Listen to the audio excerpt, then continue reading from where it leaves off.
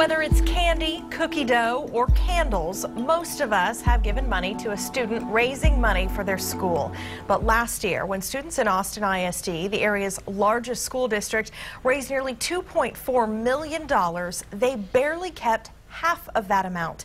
KXAN investigator Brian Collister discovered professional fundraising companies often make a big profit off of your children's hard work.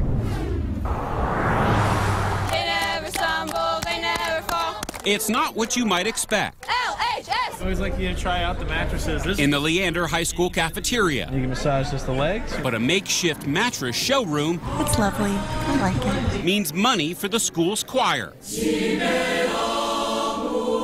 Music to junior Nicole Gilbert's ears. We're doing this to raise money to lower our fees for next year, get some money for uniforms and choir trips that we'll be taking this year. You might expect Gilbert and her choir to keep most of the profits raised from these sleepy time sales. But organizers say, I don't even really know what the percentage is, but it works. I mean, you know, I just like to see those little numbers on that little check roll and go higher. We discovered kids sometimes keep 100% of their own self-started fundraisers, like bake sales, a school dance, or showing movies in the gym. But when they partner with professional fundraising companies and push their products, the school often keeps less than half of the profit. It's all in these agreements. Cookie dough and candles, the kids only get 40% of profits. Tamales at Christmas, 35%. And T-shirts, just 30%. Would you like to buy some chocolate? Yes, hold on real quick. Let me go get my purse. Sales Anitra Villarreal says keeps her daughter Mercedes drumming up business. Would you like to buy some chocolate? For the AISD Reagan High School band all year long. At some point, do you just get sick of all the fundraising and dread the next one that's coming up and right around the corner? At some point, yes, because it's like I'm the one who's in the shadows, but I still have to help her get it started. Right now, it's candy bars for $1. The kids will keep 50 cents of each sale. If it's anything below 40, like 30%, 35, we might have to reconsider the deal because we want the kids to know that their hard work is getting paid for. How many?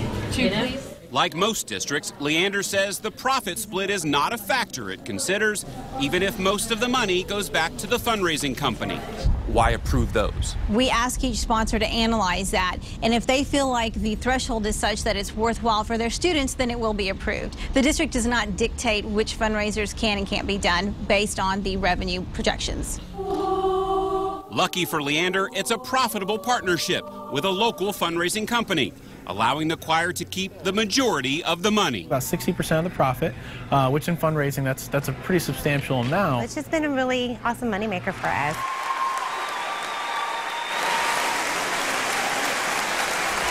Now, we've posted a list of the major fundraising companies used by many school districts on our website.